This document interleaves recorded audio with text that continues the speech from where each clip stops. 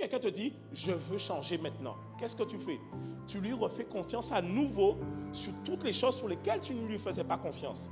Sauf que même s'il t'a dit lundi qu'il veut changer, ce n'est pas mardi qu'il va changer.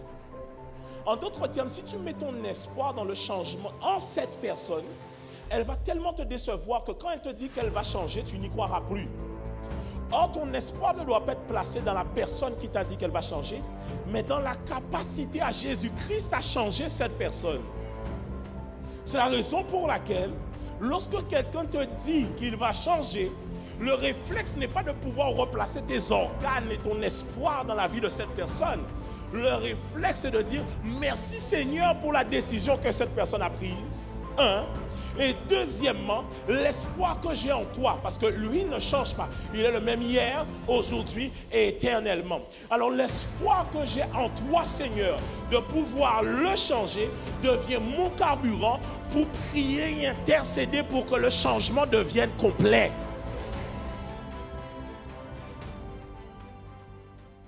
Ok. Alors, on va toujours continuer. Donc, pourquoi autant de problèmes dans nos familles entières? Et comment les résoudre? Alors, quand j'ai repris ça, donc il y a 2 semaines, j'ai parlé de parents, n'irritez pas vos enfants. Parents, n'irritez pas vos enfants. Dis avec moi, parents, n'irritez pas vos enfants. Bon, est-ce qu'il y a des parents qui font l'effort maintenant? Est-ce qu'il y a des parents qui font l'effort? Est-ce qu'il y a des parents qui font... on a dit qu'il y a des parents qui ne veulent pas faire l'effort. Il y a des parents qui font l'effort ou pas? Alléluia! Je vous assure, hein, franchement, vous n'imaginez pas à quel point,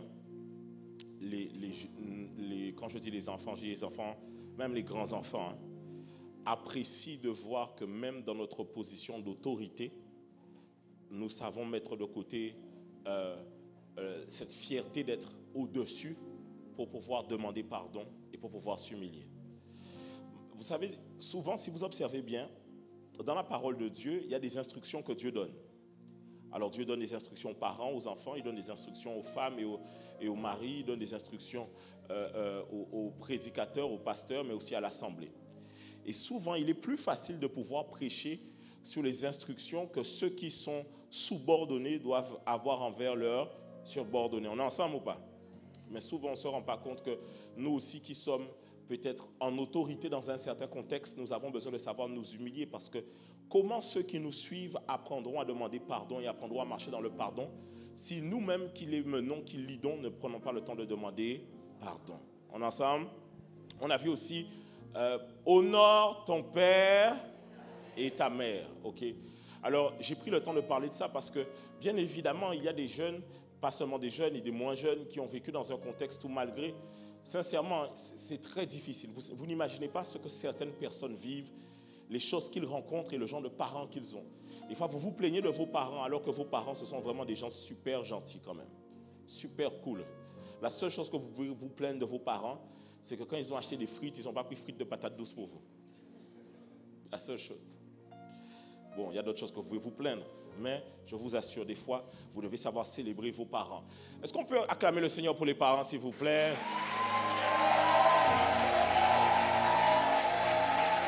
Si ton parent est assis à côté de toi, fais-lui un petit câlin, secoue-le un peu, dis-lui, waouh, tu es un parent formidable, tu es formidable, tu es formidable. Ta maman a besoin d'entendre ça, ton papa a besoin d'entendre ça, oui. Oui. Parce que tes parents ne sont plus des lovers, donc personne ne leur fait plus de poèmes. Mais toi, tu dois leur faire des poèmes par la grâce de Dieu. Amen. Et aujourd'hui, nous allons voir le pardon au sein des familles. Le pardon au sein des familles. On peut y aller? Ok. C'est une bonne chose de pouvoir faire un constat sur une situation familiale, d'exposer les choses à améliorer, les actions, les mauvaises fondations et toutes ces choses qui peuvent blesser et engendrer des blessures dans la vie des membres d'une famille. Mais après ce constat, nous devons avoir des solutions concrètes pour enclencher un changement palpable au sein des familles. C'est donc sur cet aspect que nous prendrons le temps de travailler aujourd'hui. Comment, de manière concrète, mettre en place une atmosphère saine, propice au changement dans votre famille? Et la première clé pour enclencher un changement dans vos familles, c'est le pardon. Et celle qui s'en vient ensuite, c'est celle de la repentance. Ce message s'adresse avant toute chose aux chrétiens, car vous ne pouvez pas transmettre aux autres le pardon si vous n'avez jamais connu le véritable pardon qui est en Jésus-Christ.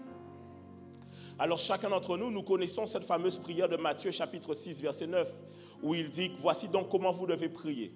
Notre Père qui es aux cieux, que ton nom soit sanctifié, que ton règne vienne, que ta volonté soit faite sur la terre comme au ciel. Donne-nous aujourd'hui notre pain quotidien. Pardonne-nous nos offenses, comme nous aussi nous pardonnons à ceux qui nous ont offensés. Ne nous induis pas en tentation, mais délivre-nous du mal, car c'est à toi qu'appartiennent dans tous les siècles le règne, la puissance et la gloire. Amen. Alors nous connaissons pour la plupart cette prière du Notre Père, mais la connaissance religieuse de cette prière, alors uniquement religieuse de cette prière, ou je vais dire traditionnelle ou coutumière dans le sens de pouvoir la répéter, vous empêche d'avoir accès aux clés que Christ vous donne dans cette prière.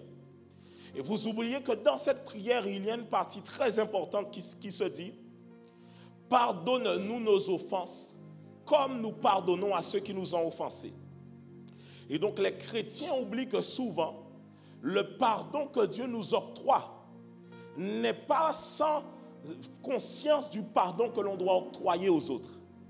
Parce que souvent, nous sommes heureux d'être en Christ et d'aller à l'église et de dire que Dieu nous a pardonné de tous nos péchés, mais nous ne savons pas offrir aux autres le pardon. Les amis, soyons clairs. La Bible donne plusieurs paraboles autour du pardon. Quand Jésus parle, il donne en tout cas le Notre Père et une autre parabole autour du pardon. Lorsqu'il parle de celui qui avait une dette et dont on allait le mettre en prison à cause de cette dette, il demande pardon pour cette dette. Mais quand il sort, il trouve quelqu'un lui aussi qui avait une dette envers lui. Et il va jusqu'à l'attraper et à l'étrangler. Et ensuite, finalement, celui qui à la base était celui à qui on devait dire, mais moi je te fais faveur. Comment n'as pas-tu pu faire faveur à celui qui te devait aussi, qu'on te mette en prison? Et il dit, il en sera ainsi de tous ceux qui ne pardonnent pas. En d'autres termes, ce que vous devez comprendre, votre pardon est une clé aussi pour votre salut. Je vais reprendre. Ne pensez pas que vous pourrez aller devant Dieu en pensant que sincèrement vous pouvez garder rancœur, amertume sur terre, en vouloir aux gens et bénéficier du pardon une fois que vous allez arriver au ciel. Parce qu'il est clair, pardonne-nous nos offenses comme, en d'autres termes, le pardon, la mesure de pardon qui t'est octroyée ressemble à la mesure de pardon que tu donnes aux autres. Ah, est-ce qu'on est ensemble ou pas? Si vous observez bien, regardez même dans nos familles, il y a toujours quelqu'un qui ne partage pas. On lui partage toujours un bout de la goulou. On lui partage toujours un bout de bokit. On lui partage toujours une portion du jus. Mais quand lui, il achète ces choses, personne ne doit toucher. Il cache même le jus au fond du frigo. Il dit, ça c'est à moi. Et il a la facilité à prendre ceux des autres, mais n'aime pas qu'on prend à lui. Il ne veut pas qu'on touche à ses vêtements, mais on le croise dehors avec les chaussures d'autrui dans ses pieds. C'est ce genre de personnes qui aiment dire que Jésus m'a pardonné, mais qui ne savent pas donner le pardon aux autres. Chers chrétiens, la première facette que l'on voit de vous, c'est celle de pouvoir pardonner aux autres. Comment pouvez-vous prêcher à vos enfants l'évangile? Ok, dis avec moi, apôtre, je te pardonne. Je ne vais pas t'étrangler à la sortie. Je ne vais pas courir derrière toi. Comment pouvez-vous prêcher l'évangile à vos enfants quand ils vous voient sans cesse garder rancœur envers votre conjoint?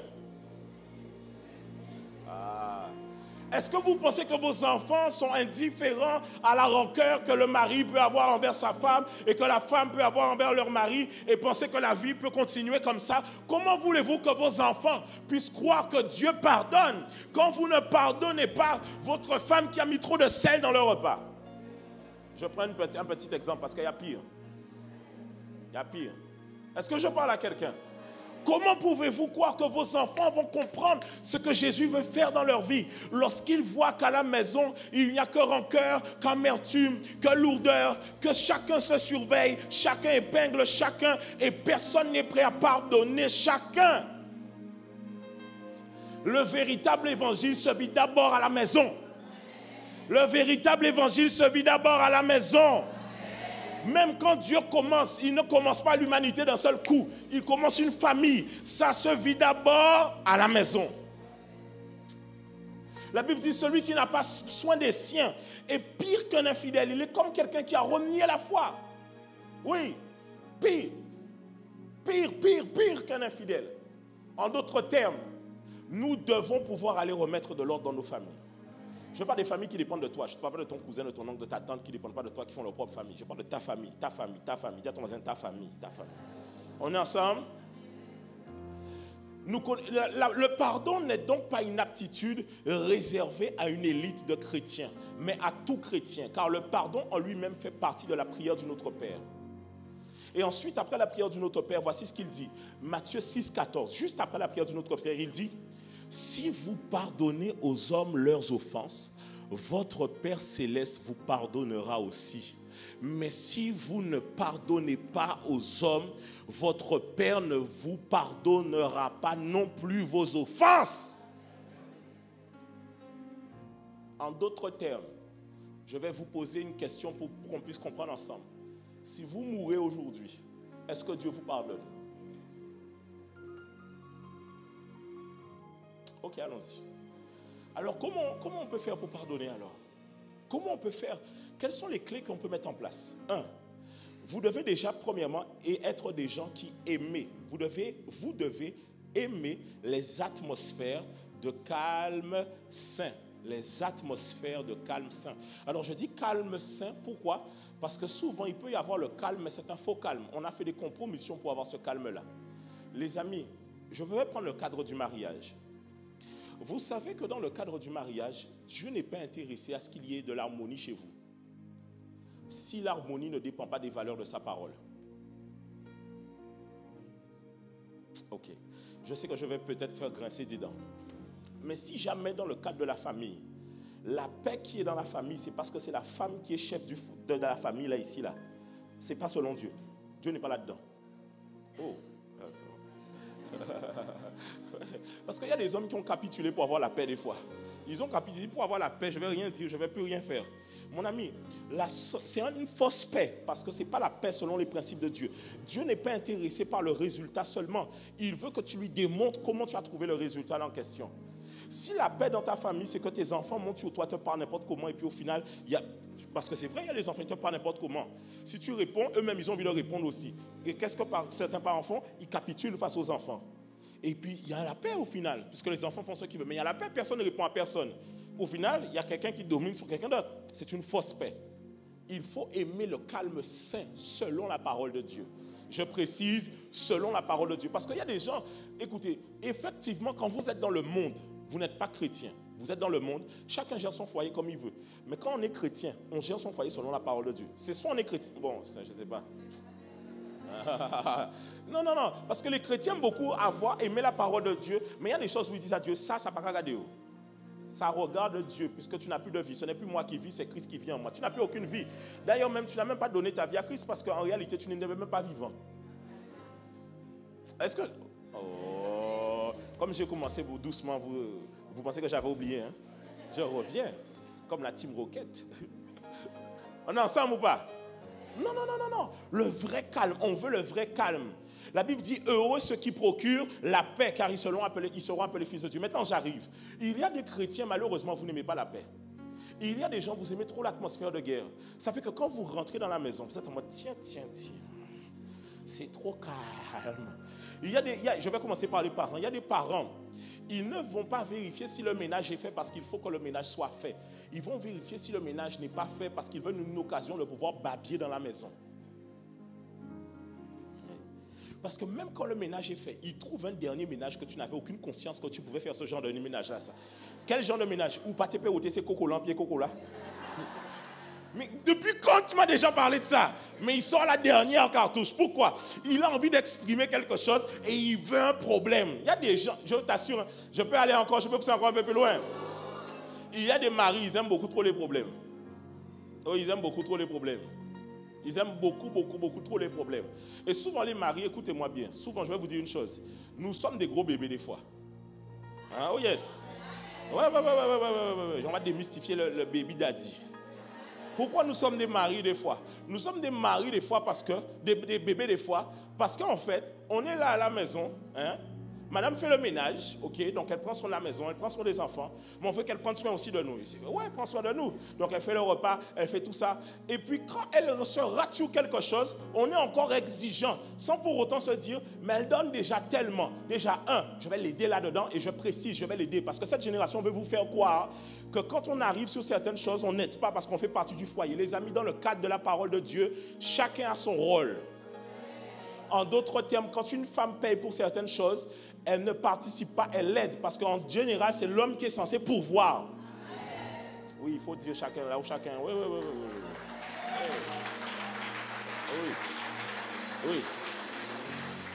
Quand une femme te donne l'argent pour payer le loyer là, elle est en train de t'aider. Ce n'est pas elle qui était censée le faire.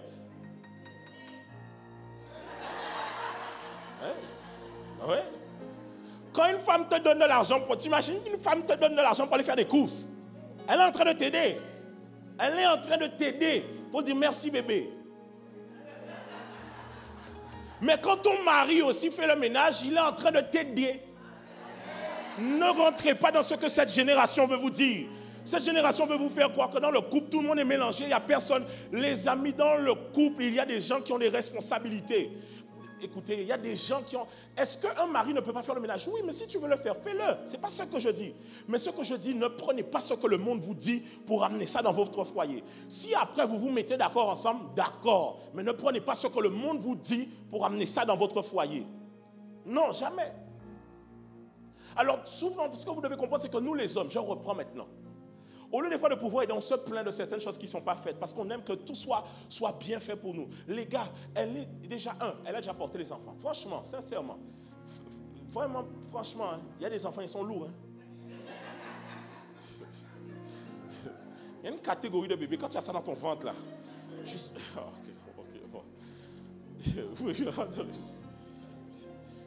En tout cas, vous ne vous rendez pas compte, hein? Il y a des femmes qui vont faire des... Comment on tire ça? On dit quand tu retires là? Non, quand tu retires ici là. Réduction mammaire. Réduction mammaire parce qu'elles ont mal au dos à cause du poids, non? Tu te rends compte qu'il y en a qui vont payer un chirurgien pour qu'il retire le poids. Donc imagine maintenant l'enfant là. C'est pour ça qu'une femme, quand elle commence à être enceinte, elle a une démarche qui change. Parce que le poids est ici. C'est-à-dire qu'elle a le poids. À cause de l'enfant qui est dans son ventre a les vergetures. Oui. Le ventre, là, même s'il redevient plat, ici, là, il garde des plis, hein? Oui. Après, quand l'enfant, elle allait l'enfant, ça aussi, là, ça prend un coup. Ouais. Ça, tout prend un coup. Et puis, toi, quand tu vas lui parler, tu lui parles comme si elle n'a jamais été enceinte, comme si elle n'a jamais porté la vie. Bon, porter la vie n'est pas une excuse pour se laisser aller. Ce n'est pas ce que je dis. Mais ce que je dis, c'est qu'il faut avoir de la compréhension là-dessus. Est-ce que je parle à quelqu'un? Oui.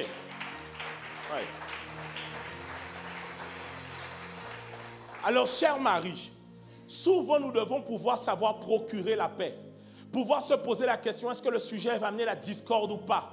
Pouvoir savoir, est-ce que cette manière de parler va amener la discorde ou pas? Mesdames, quand je dis cela, ce n'est pas pour aller dire à votre mari, écoute ce que le pasteur a dit. Parce que vous aussi, vous aimez trop qu'on prenne beaucoup de coussins pour vous parler sans que vous preniez des coussins.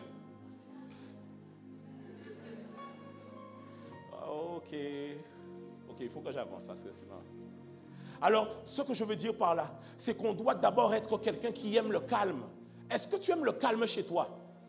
Est-ce que tu aimes la paix? Je parle de la vraie paix. Ou est-ce que tu es quelqu'un où aimer barbe? Il y a des gens qui sont comme ça. Ils ont grandi, même dans un environnement. Il y a des gens, ils ont grandi à Bagdad. Tu vois ou pas? La maison, c'était Bagdad. Ils sont habitués à une atmosphère de guerre. C'est pour ça qu'il y a des gens, quand ils arrivent, des fois dans certaines familles, ils sont choqués de la paix qu'ils retrouvent. Oui, faites attention, il y a certains amis qu'il faut faire attention. Écoutez, il y a des amis, quand vous voyez que leur propre foyer, leur propre famille est une famille de discorde et de problèmes, et que vous, votre foyer est un foyer de paix, il faut faire attention à eux. Parce que le jour où dans votre famille, il y aura une question de pouvoir apporter la paix ou les problèmes, ils ne sauront que vous amener à vous aigrir pour apporter les problèmes. Oui, il faut faire attention à ça.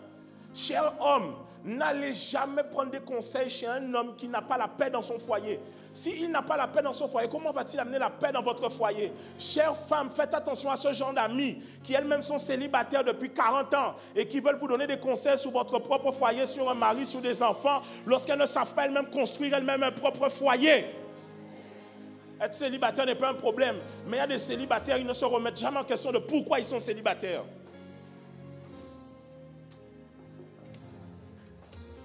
Donc, on doit être quelqu'un dans son cœur qui aime les atmosphères de calme sain.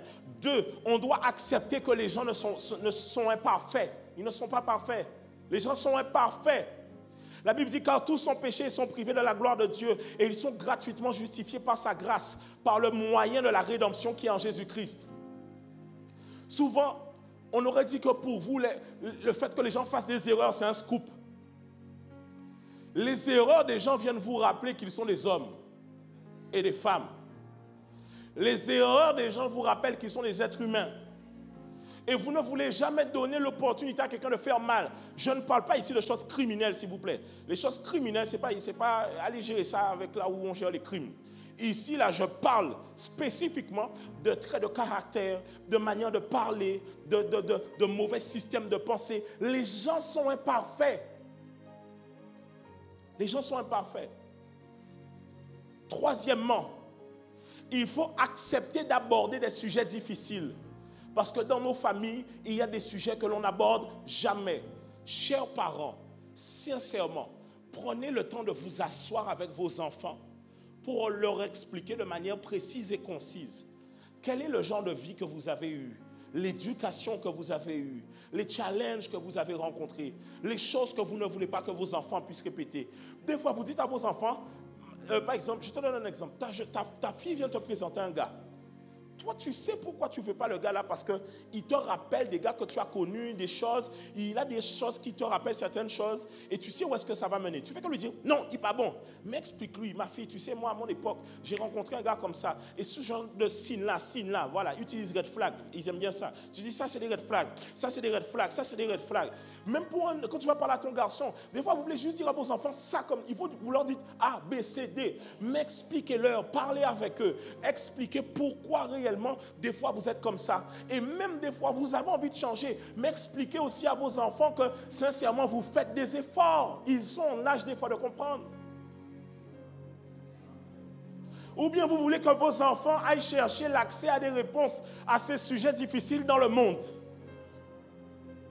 Les amis, nos familles doivent être des endroits où on peut s'asseoir et parler de choses concrètes. Oui.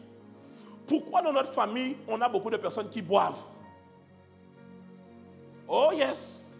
Pourquoi dans notre famille, tous les hommes, hein, mon fils, il faut t'asseoir. Parce que tu as remarqué que tous tes oncles là, ils trompent leurs femmes, n'est-ce pas? Mais toi, tu dois faire quelque chose de différent. Oui. Et quand tu as trompé la mère de ton fils, crois-moi que souvent il est au courant. Il faut savoir aller lui dire, mon fils, je te demande pardon, j'ai mal agi envers vous, mais je ne veux pas que tu répètes ce genre de même action. On doit mettre les sujets difficiles sur la table. Vous voyez, il y a des sujets que vous esquivez. Quand il faut parler de comment on fait un colombo, vous savez, des fois même pas. Quand il faut parler de oui ou pas faire des devoirs, oui ou trop concis, oui, mais quand est-ce qu'on arrive dans les sujets délicats, les sujets étranges, les sujets où quand on en parle, on est gêné. Tu sais, les sujets où on sent que là, wow, on va un peu craquer, on va un peu pleurer, mais il faut qu'on en parle. Je dis, il faut qu'on en parle. Ouais. Chers hommes, et là je vais parler aux hommes parce que c'est vous qui faites ça souvent, arrêtez de fuir les sujets difficiles. Arrêtez de rentrer tard parce que vous ne voulez pas prendre certaines discussions et de partir tôt parce que vous ne voulez pas prendre certaines discussions. Arrêtez de dire que vous êtes fatigué parce que vous ne voulez pas prendre certaines discussions, que vous avez faim parce que vous ne voulez pas prendre certaines discussions, vous avez des rendez-vous parce que vous ne voulez pas prendre certaines discussions. Allez vous asseoir sur la chaise que vous-même vous avez acheté lorsque vous êtes allé à Tonton Déco, je ne sais pas où, et asseyez-vous et parlez à votre femme et dites-lui, bébé, je suis prêt à t'écouter. Mais il y en a quand votre femme vous dit, il faut qu'on parle, c'est là que maintenant vous entendez, il faut qu'on parte. Chers hommes, prenez vos responsabilités. Arrêtez de fuir les problèmes. Arrêtez de les fuir dans l'alcool. Arrêtez. En plus, sincèrement, je vous assure. Bon, les hommes, je vais vous parler. Des fois, sincèrement, je vous dis vraiment. Nous sommes censés aimer le sexe fort, mais souvent nous sommes faibles. Souvent, nous sommes faibles, hein, parce que ce sont les hommes qui tombent le plus souvent dans l'alcool quand ils rencontrent des problèmes. Tu vois, c'est rarement que tu vois une mère de famille qui tombe dans l'alcool à cause des problèmes. Mais combien d'hommes tombent dans l'alcool à cause des problèmes? Va confronter ces problèmes-là. Combien d'hommes tombent dans la cigarette? Combien tombent dans les maîtresses, les femmes, la prostitution, simplement parce que vous fuyez vos problèmes? D'ailleurs, arrêtez de dire que vous fuyez vos problèmes. C'est juste des vices cachés que vous avez depuis longtemps, que vous voulez juste exposer à ce moment-là, ça. Ouais.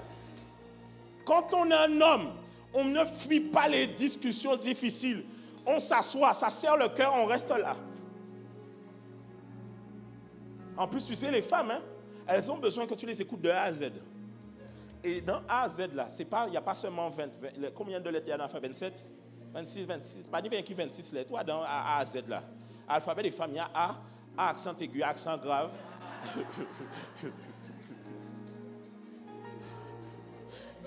Il y a des lettres que tu n'as jamais vues. N avec un truc espagnol là, O barré. Oui. V, triple W, triple V même, il y a dedans aussi. Oui. On accepte d'aborder les sujets difficiles. Il y a des hommes, vous trompez vos femmes et vous venez, vous demandez pardon, mais vous n'êtes pas prêt à vous asseoir pour expliquer pourquoi vous avez fait ça. Et vous voulez que votre femme accepte ça du jour au lendemain, que Jean l'oublie et qu'elle fasse comme si de rien n'était. C'est quelle bêtise. Il y a des fois, vous prenez les gens pour acquis. Faites attention, messieurs. Si vous ne changez pas, vous allez finir votre vie seul. Hein. On est dans une époque où, déjà, il faut me remercier parce que je prêche pour que vos familles soient stables. Parce qu'Instagram n'aide pas vos familles à être stables. Hein. Aujourd'hui, là, on dit tellement de choses aux femmes là, que si vous ne faites pas attention, un jour, ta femme pète un câble. Elle a déménagé. Elle vit à Tahiti maintenant.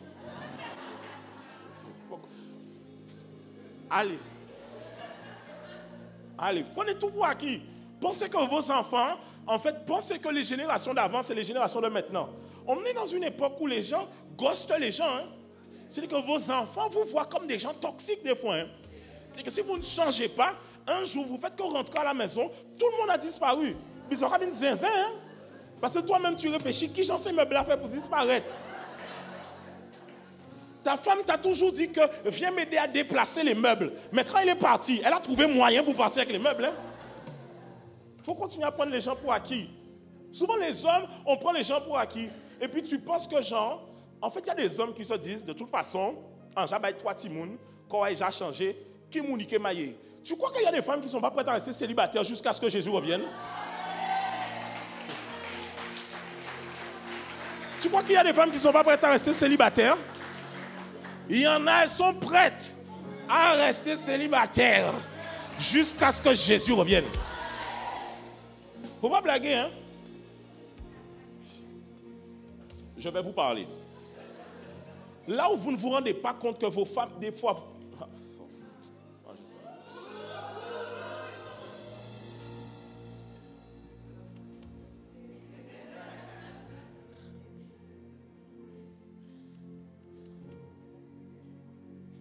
Est-ce que vous pensez dans l'affaire de l'amour et de l'intimité, vos femmes sont celles qui demandent le plus?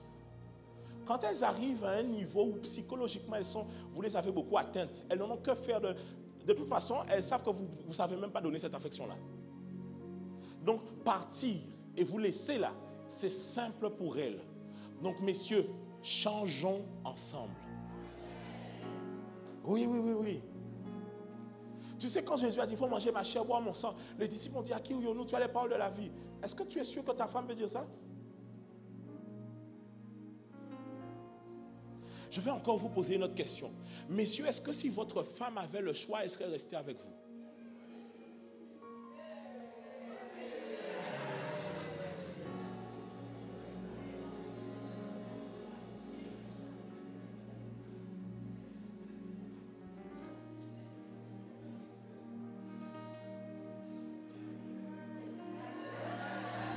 Amour et douceur.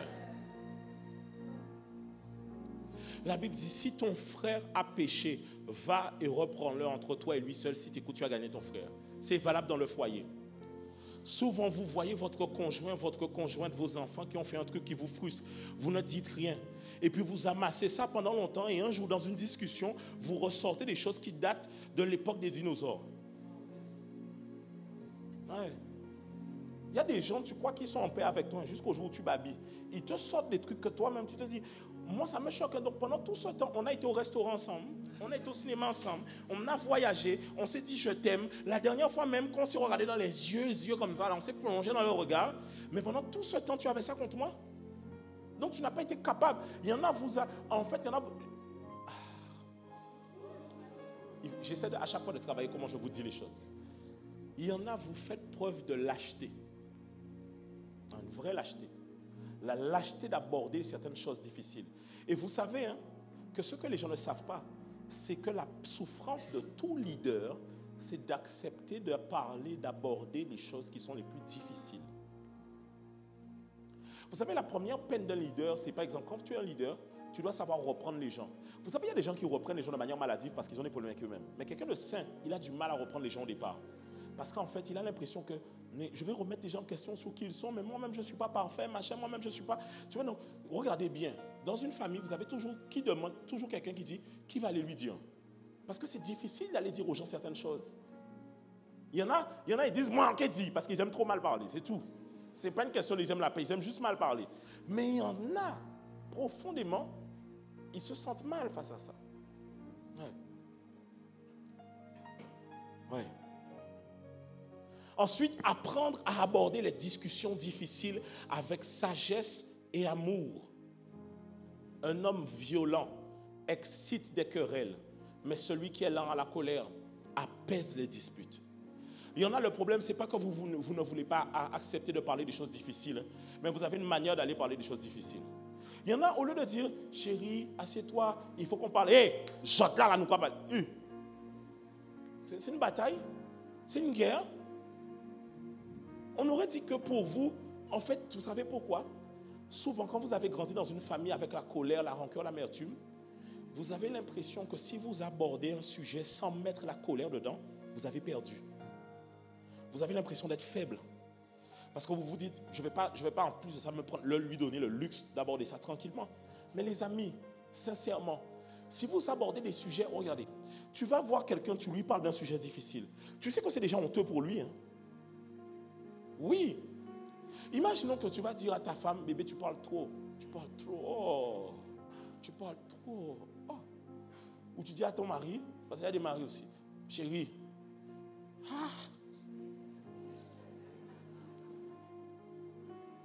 Mais même quand tu lui dis ça, tu sais que c'est honteux de dire à quelqu'un qui parle trop. Tu sais, le jour où on te dit que tu parles trop, non, attends, imagine, je viens te dire, bon, allez, je prends notre exemple. Imagine, je te dis, bouche à ressenti. Ah, là, tu comprends tout de suite. Tu sais, c'est honteux, parce que tu te mets en perspective que ça fait longtemps que tu parles aux gens dans leur nez. Et donc, tu commences à réfléchir, qui sont les potentielles personnes qui ont senti comme on est sans. Donc, tu vois, c'est déjà honteux quand on apporte quelque chose de difficile. Alors, si la personne est déjà honteuse, si tu n'arranges pas ta manière de présenter les choses, comment veux-tu qu'il accepte? Il va d'abord mettre de l'orgueil et de la fierté devant.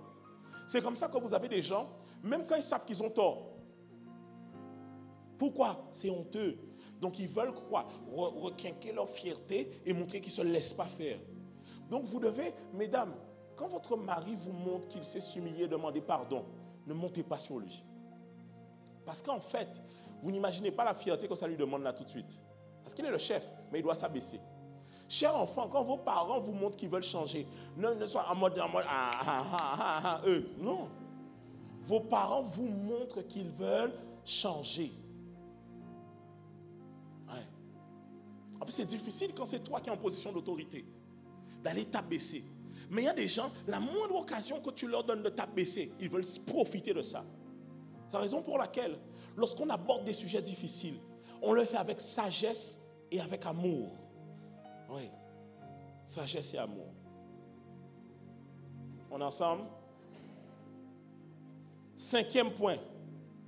Apprendre, 5e point, apprendre à donner du temps aux autres pour changer.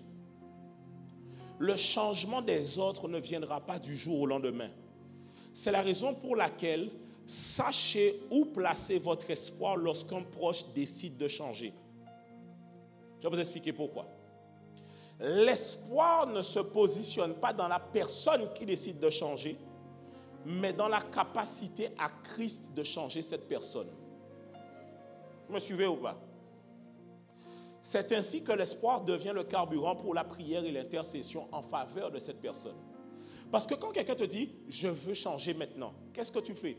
Tu lui refais confiance à nouveau sur toutes les choses sur lesquelles tu ne lui faisais pas confiance.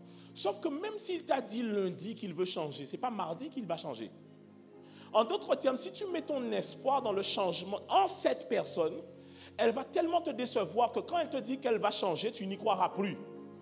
Or, ton espoir ne doit pas être placé dans la personne qui t'a dit qu'elle va changer, mais dans la capacité à Jésus-Christ à changer cette personne.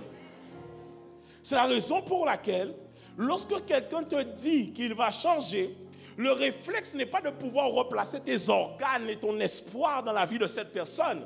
Le réflexe est de dire merci Seigneur pour la décision que cette personne a prise. Un. Et deuxièmement, l'espoir que j'ai en toi, parce que lui ne change pas. Il est le même hier, aujourd'hui et éternellement. Alors l'espoir que j'ai en toi, Seigneur, de pouvoir le changer, devient mon carburant pour prier et intercéder pour que le changement devienne complet. Ouais.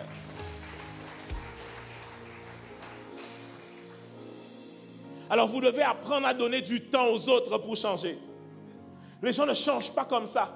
D'ailleurs, vous-même, quand vous avez accepté Christ, avez-vous changé comme ça? Non. Alors, autant que Dieu vous a donné du temps, donnez du temps aux autres. Oui. Tu vois quelqu'un qui s'énerve à nouveau. Imaginons ton conjoint s'énerve à nouveau.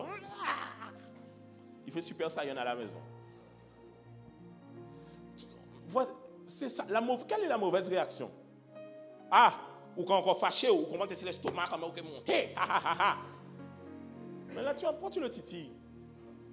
Je ne comprends pas pourquoi tu le titilles. Il y en a même, vous rentrez dans des débats de eh ben, maniez-moi.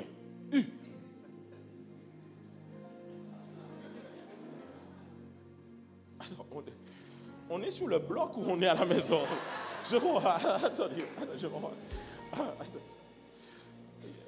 Il y a un Glock caché quelque part. Il y a un 10 grammes quelque part, je ne comprends pas. Je ne comprends pas. Tu vois que ton conjoint t'a dit, bébé, je veux changer sur la colère. Et qu'il commence à se mettre en colère. Quelle est la bonne réaction? Quand il commence à se mettre en colère, chérie, tu sais, tu m'avais dit que tu veux faire cet effort-là. Donc on va mettre pause pour que tu prennes le temps de souffler et qu'on reparle après. Tu vois, quand tu dois faire ça, tu n'as pas envie parce que tu dois mourir aussi.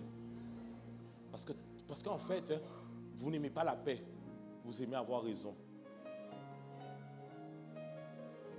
Vous n'aimez pas la paix, vous aimez dominer la conversation. Vous n'aimez pas la paix, vous aimez prendre l'ascendant sur les gens. Ouais. Sixièmement, prendre la décision de proclamer le futur plutôt que rappeler le passé. Le problème, c'est que souvent, vous avez des gens chez vous qui veulent changer, mais vous ne faites que parler d'eux et leur parler d'eux-mêmes au passé. Tu as déjà été comme ci, tu es comme ça, tu es comme ci, tu es comme ça. Mais vous prenez le temps, en fait, vous ne comprenez pas que vous êtes le prophète de cette personne. Et donc, vous ne faites que déclarer sur sa vie. Ton enfant te dit, maman, je veux commencer à travailler bien à l'école. Et toi, tu ne lui parles que comme s'il était un cancre. C'est normal qu'il n'amènera que les résultats de la cancrerie. Oui. La Bible dit dans Lévitique, c'est un des commandements, mais dans la version parole de vie, le commandement est bien amené. J'aime beaucoup comment parole de vie le dit. Ne vous vengez pas et ne vous souvenez pas avec colère des fautes des gens de votre peuple. Mais chacun de vous doit aimer son prochain comme lui-même. Le Seigneur, c'est moi. Il dit, ne vous souvenez pas avec colère des fautes des gens. Souvent, écoutez, il y en a, vous êtes devenus des marins pêcheurs. La Bible dit que Dieu jette nos péchés dans la mer de l'oubli. Et il y en a, ils ont monté une compagnie de pêche pour aller repêcher les anciens péchés des gens. Donc toi, tu vas rappeler à ton conjoint qu'en 1990, il t'avait dit ça, il avait fait ça. À ta conjointe, elle est comme ci, elle est comme ça. À tes enfants. En fait, comment voulez-vous appréhender le futur si dans la maison on ne fait que scander le passé? Comment voulez-vous voir la personne changer si elle-même, elle ne vous entend pas parler d'elle positivement? Vous savez qu'il y a des gens, écoutez, il y a des gens, leurs traits de caractère et leurs fautes, les choses qu'ils font, ils sont emprisonnés là-dedans. Mais oui. Mais oui. Vous savez que le plus difficile dans la réinsertion, ce n'est pas de trouver pour quelqu'un un travail. Quelqu'un qui a été à la rue, quelqu'un qui a été dans les choses, quand je dis à la rue, c'est-à-dire qu'il était sans domicile fixe. Quelqu'un qui a été dans les choses du banditisme, ce que tu veux, peu importe, les délits, ce genre de choses. Le plus difficile pour lui, ce n'est pas de lui trouver un travail. Le plus difficile pour lui, c'est de garder un travail. Parce que dans son contexte de vie, il a développé des comportements et des manières d'échanger avec les gens qui ne peut-être pourront pas s'intégrer dans la société où il va. Ainsi, on doit lui donner du temps. Parce que peut-être que lui déjà, il ne va pas avoir le réflexe de parler correctement à son patron. Parce que dans la rue, il devait toujours ne pas se laisser faire. Donc quand il arrive dans l'entreprise, le réflexe de ne pas se laisser faire. Vous ne vous rendez pas compte que les gens n'ont pas la même histoire que vous. Les gens n'ont pas les mêmes contextes que vous. Les gens ne vivent pas les mêmes choses que vous. Oui. Non. Les gens n'ont pas le même parcours que vous. Que Dieu vous aide à être clément avec les autres. Que Dieu vous aide à être clément avec les autres. Avoir de la patience avec les autres. Oui. Parce que, écoutez, pourquoi je parle de ça comme ça en plus dans le cadre de la famille? Parce que malheureusement, la famille, là, tu ne peux pas la changer. Quand tu as été enfant, tu peux faire quoi? Tu peux changer d'enfant? On va dire, bon, Seigneur, on recommence tout. On met l'ancienne sauvegarde.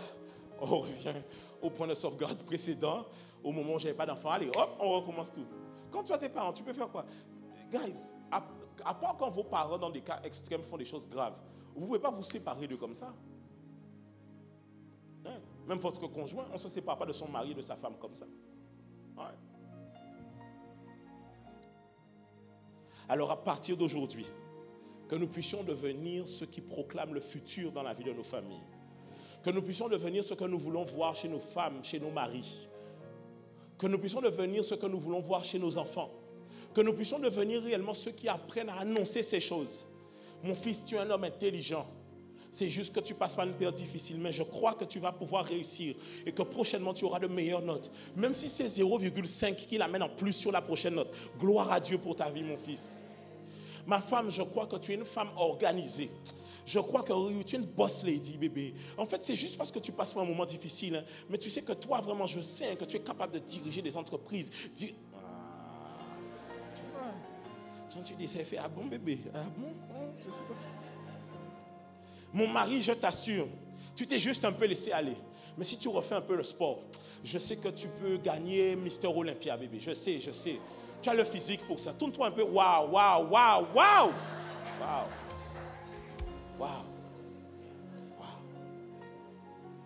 Ouais. Bébé, tu sais, dans cette entreprise, les gens n'ont pas encore compris ta valeur.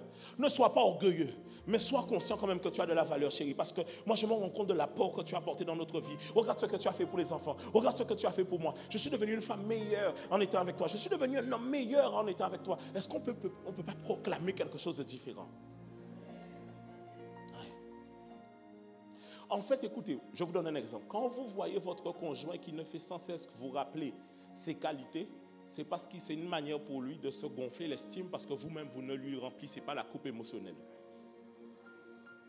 Ouais. En plus, toi, tu ne dis pas à ta femme qu'elle fait à manger. Il faut faire attention. Elle fait bien à manger. Il faut faire attention. Parce qu'un jour, dans l'entreprise, ils vont organiser un repas ensemble. Et ta femme va faire une quiche. Maxi quiche. Et un collègue là, Jean-Marc.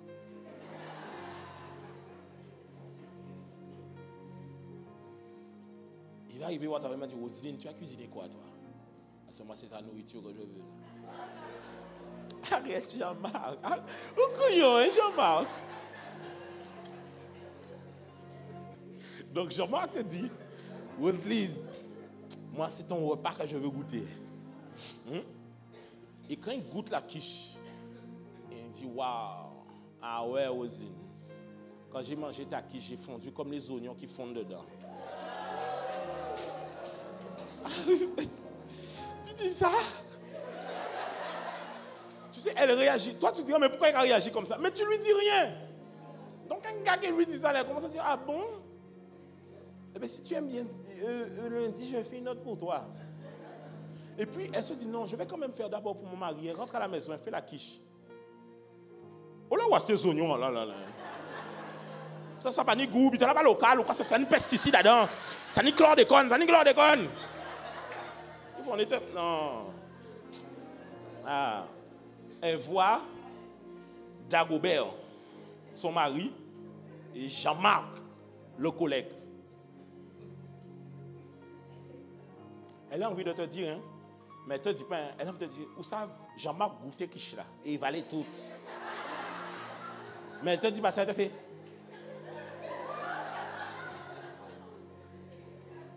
Ah. Mesdames, vous ne complimentez pas vos maris? Oui. Attention, une Caroline. On appelle Caro. Ah. Ton mari vient, tu vois, c'est pas un gars, il fait quand même un peu des efforts. Il a acheté un nouveau parfum. Il passe. Caroline lève sa tête. C'est qui sont extrêmement bons comme cela? Il y a quelqu'un qui a laissé un sillage de masculinité et de virilité dans le monde. Elle sait c'est qui, mais elle demande c'est qui. Elle dit, ça ne peut être que Dagobert. Dagobert, c'est toi qui sens et qui dégage un sillage et un parfum si doux et léger, qui chuchote à mes narines. Tu es vraiment un homme de goût, hein? Ta femme a de la chance.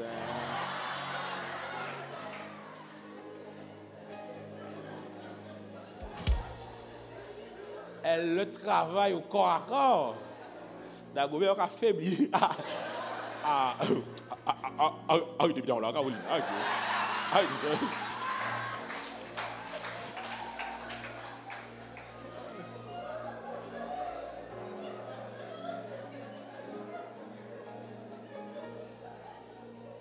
Ok, avance. À partir d'aujourd'hui, complimente, déclare le futur, vois ce que tu veux voir et déclare ce que tu vois dans le futur. La Bible dit la foi est une ferme assurance des choses que l'on espère et de celles que l'on ne voit pas. Je ne te vois pas encore être quelqu'un je ne te vois pas aujourd'hui d'être quelqu'un organisé, mais dans le futur, j'ai la foi que tu deviendras quelqu'un d'organisé. Alors je déclare à l'existence, afin d'amener dans l'invisible, cette capacité à devenir organisé dans le visible. En fait, tu dois devenir celui qui va faire les courses dans le monde spirituel pour ton conjoint. La Bible dit, nous a bénis de toute bénédiction dans les lieux célestes. En d'autres termes, je sais saisir par la foi et par des déclarations sur mon mari, sur mon conjoint, des choses que je veux voir qu'il puisse commencer à accomplir. Et puis d'ailleurs, vous devez avoir conscience que la Bible dit que celui qui va vers sa femme devient une seule chair. Quand toi tu es un homme organisé, elle est une femme organisée, quand vous êtes là-bas, il faut réfléchir à ça. Et c'est très spirituel ce que je dis. C'est hautement spirituel. C'est de dire, bébé, reçois. Après, à vous de voir comment le Seigneur vous conduit. Alléluia. On peut avancer? Ne pas prendre pour acquis le pardon de vos proches. Et là, je parle à ceux qui font peut-être mal et qu'on accorde le pardon. Lorsque l'on vous pardonne, ne prenez pas cela pour acquis. Prenez cela en considération et avec honneur. Les gens ne doivent pas sans cesse vous rappeler vos erreurs, c'est vrai. Mais ne vous mettez pas à agir comme si vous n'aviez jamais mal agi auparavant. Il y a des gens, ils viennent et ils demandent pardon le lundi et le mardi ils se réveillent comme s'ils n'ont jamais rien fait le lundi et ils estiment qu'ils n'ont jamais rien fait d'une certaine manière, ils te parlent comme si de rien n'était. En fait, quand on a mal fait et qu'on nous accorde le pardon, on se fait petit. Un peu d'humilité quand même dans la vie. Il y en a, ils font mal, on leur pardonne. Ah, c'est moi qui nomme ici. C'est moi qui madame ici. Non, on vient avec un peu d'humilité. Un peu d'humilité. Tu ne viens pas repartir sur certaines choses comme si de rien n'était. Non, avec humilité, je viens. Pourquoi? Parce que j'ai conscience que j'ai mal agi. Oui, j'ai conscience que j'ai mal agi. Et dernier point, qui est le 8e point, il me semble, c'est ça? Rompre avec les raisonnements et mentalités qui engendrent des actions qui ensuite engendrent des conflits. rompre avec les raisonnements et les mentalités qui engendrent des actions, ensuite qui engendrent des conflits. Le conflit n'est que la conséquence des actions que l'on a posées. Mais les actions que l'on pose ne sont que les conséquences des mentalités et des raisonnements que nous avons. En fait, ma manière de penser souvent va m'amener à poser des actions. Parce qu'en fait, la Bible dit, tel il pense, tel il est. Il dit, il est comme les pensées de son âme ou les pensées de son cœur. En d'autres termes, même quand la Bible dit, rappelez-vous, la Bible dit, c'est de l'abondance du cœur que la bouche parle. Donc quand quelqu'un te dit quelque chose, ce qu'il te dit ressemble à son cœur. Et des fois, les gens vont dire, je ne le pensais pas. Et c'est vrai, parfois ils ne le pensent pas, ils sont inspirés par des mauvais esprits, c'est la vérité. Certaines personnes sont influencées. Mais parfois, c'est parce qu'eux-mêmes n'ont pas conscience de quel état leurs cœurs sont. Ils sont présomptueux envers eux-mêmes. Ils ont une haute image d'eux-mêmes. Le changement provient d'une mentalité, lorsque l'on prend conscience d'abandonner, car elle est source et motivation de nos actions. En somme, nous pouvons comprendre donc que le pardon n'est pas forcément quelque chose de simple, d'accord, mais cela part d'abord de la bonne volonté et d'un désir profond d'établissement de nouveaux fondements. Parce que si on quitte le conflit pour aller voir les actions, et si on quitte les actions pour aller voir les mentalités et les raisonnements, cela veut dire qu'on part dans la fondation de la famille. En d'autres termes, la Bible dit que celui qui ouvre une digue puisse pouvoir avoir la capacité à pouvoir la refermer. En d'autres termes, lorsque l'on vient et qu'on ouvre le débat, ça veut dire qu'on aborde le sujet difficile, on doit être prêt à aller au bout pour remettre et reparamétrer des raisonnements et des mentalités qui ont fait que l'on est comme on est aujourd'hui. Et on doit se mettre d'accord sur qu'est-ce que l'on veut bâtir maintenant pour nos propres enfants. Je sais, cher mari, que ce n'est pas... Je parle au mari parce que souvent, cher mari, je vais vous dire une chose, j'ai conscience de la situation. Les femmes ont plus l'habitude qu'on leur prêche. Mais les hommes, on a du mal à accepter quelqu'un qui nous dit qu'est-ce qu'on doit changer chez nous. C'est vrai, c'est vrai. On a du mal. Et donc, on a du mal à se dire que là, parce qu'en plus, souvent, ce sont vos femmes qui s'intéressent plus à ces choses-là que vous. Vos femmes regardent des fois plus de choses que vous, s'intéressent plus à ces sujets-là que vous. Regardez, quand on fait des rencontres pour les couples, pour les mariés, sur les conférences sur le mariage, souvent les hommes ne viennent pas parce qu'ils estiment qu'ils n'ont pas besoin d'avoir ça. Parce que les hommes pensent que le mariage, c'est draguer. Les amis, draguer, là, d'ailleurs, même ça, ils ne savent même pas draguer des fois. C'est la vérité, c'est pas moi qui le dis, c'est les sœurs qui le disent. C'est soit vous êtes des gros prédateurs bizarres et étranges qu'on a envie de fuir, soit vous êtes des frères en Christ coincés. Ouais. Parce que les gens pensent que la drague en Christ, c'est la drague dans le monde. Hein. Ça n'a rien à voir. La drague en Christ, on est d'accord pour flatter les gens, pour séduire les gens et avoir leur cœur et puis les attraper et faire ce qu'on veut avec eux. La drague en Christ, c'est différent. En fait, souvent, tu vois, les hommes, quand on parle du mariage, les hommes se disent, mais j'ai pas de problème avec les femmes. C'est pas de ça, on ne te parle pas, est-ce que tu as des problèmes à ramener une femme dans ton lit? C'est pas de ça qu'on parle. On parle, est-ce que tu peux construire un foyer? C'est pas de ça qu'on parle. Souvent, les hommes estiment qu'ils n'ont pas besoin d'avoir des choses sur le mariage parce qu'ils ont toujours eu des copines. Ce n'est pas de ça qu'on parle. Ce n'est pas de ça. Si c'était aussi simple, pourquoi nos parents ont si échoué?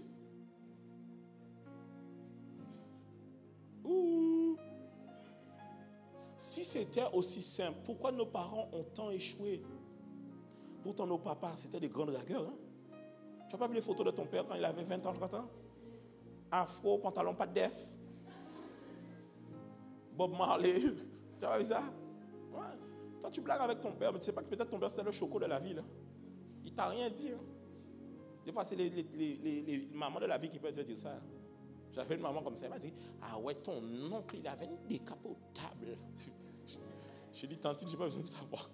Vous m'avez dit, comment tu parles de 5 autant de nostalgie? Ouais. Alors, on doit pouvoir se dire, Seigneur, il y a des choses à l'intérieur de ma mentalité qui doivent changer. Il y a des choses à l'intérieur de mon raisonnement qui doivent changer. Je réfléchis mal. Je réfléchis mal. Pourquoi, quand un enfant fait quelque chose mal, la seule chose que l'on sait faire, c'est crier. La seule chose. La seule chose. Tu te rends compte que, je parlais de ça dernièrement avec ma femme et ma belle-sœur. Je disais que moi, un épisode dans ma vie qui était vraiment... Parce qu'elle me demandait à quel moment il y a eu des choses se sont arrangées avec mes parents, elle me posait des questions. Et je lui disais, tu sais que, franchement, moi, c'était un contexte difficile. Hein. Moi, le pire moment, c'était après les rencontres par un professeur. Hein. Ouais. Tu vois. Je rends ce témoignage-là. Je vous dis vraiment, mes parents ont beaucoup changé. Je peux rendre le témoignage à ce niveau-là, ça. Mais je me rappelle, les rencontres par un professeur. Le professeur disait à mon père, Anthony est un jeune intelligent, mais lui, il manque un peu de concentration. Elle a dit concentration. Elle a dit... Elle n'a pas dit que je suis un gangster. Comment on te dit que quelqu'un manque de la concentration et ça nous arrive souvent dans nos familles. Et quand on rentre à la maison, on te donne des gifles. C'est vrai. Je savais déjà, quand je rentrais à la maison, je savais comment je devais courir. Oh, hey! Je me rappelle de ça, hein? On comme ça. Je dois regarder comme ça. On est arrivé à la maison. Ça commençait d'abord par le bulletin. Il prenait ça, il mettait comme ça sur la table pour ma mère. Regardez ça! Regardez, le professeur a dit ça! Mais j'ai jamais été quand même. Non, après j'avoue. J'étais actif. Non, j'étais un bon élève quand même. Hein. Vous savez, je vous ai déjà dit ça, j'ai une de mes profs qui est ici. Elle est là, elle peut témoigner. J'étais un bon élève. J'étais un bon élève. Mais j'étais quand même un peu... J'ai toujours eu ce truc-là, ça de parler. En fait, dès que c'est pas intéressant, j'avoue, je me déconnecte. Tu vois? Il faut que ça me stimule. Alors, c'était l'épisode, je vous assure. Hein. Hey! Mon père venait. Et dans ma famille, les Lambert, ils ont des mains épaisses. Ouais. Tu sais, les Lambert, on a des mains potelées. Même les femmes, elles ont des mains juteuses. Ah! Et en plus, mon père était dans la cuisine, charbon, grillade, tout ça. Donc, tu sais, à un moment donné, les mains... Waouh! Waouh, waouh, waouh! Ouais. Mon gars. Ah ouais. J'enjambais le lit. Et tu te rends compte que ça venait que les moments de rencontre par un prof. En fait, alors que tu sais à quel moment j'ai commencé à changer ça un peu? Je suis arrivé à l'église et j'étais dans le groupe de jeunes. Et il y avait une monitrice qui était là. Et elle a dit la même chose. Elle a dit, Anthony, tu as un manque de concentration. Tu vas faire du théâtre. C'était une prof de théâtre. Et elle a commencé à me faire du théâtre. Peut-être si je ne faisais pas de sport. Tu vois? C'était ça aussi, il me manquait le sport. Tu vois? Il me manquait le sport. Il me manquait le sport aussi. Mais tu vois, nous, ce n'est pas toutes les familles qui ont la notion d'amener leurs enfants au sport. Je vous ai déjà dit ça, quand vos parents font ce genre de choses, il faut bénir Dieu pour eux. Ouais. Moi, à un moment donné, quand je voulais aller au sport, je vous dis, là où j'habite, et là où le sport était, j'allais en courant. Hein. Je faisais 40 minutes. Hein. Ah oui.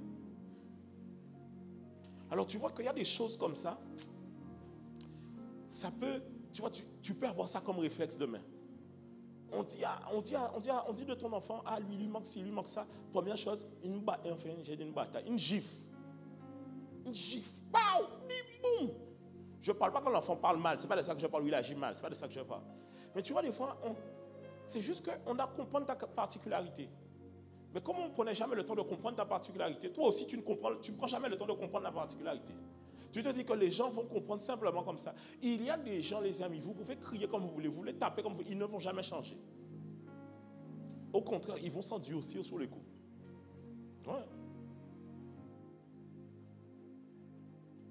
Lorsqu'on entame cette démarche de pardon au sein de notre famille, ce sont des fondations qui seront remises en cause. Cela donc inclut le fait que dès le commencement, où nous prenons conscience de ces choses, et nous prenons conscience qu'elles doivent changer, Dieu peut nous poser cette question.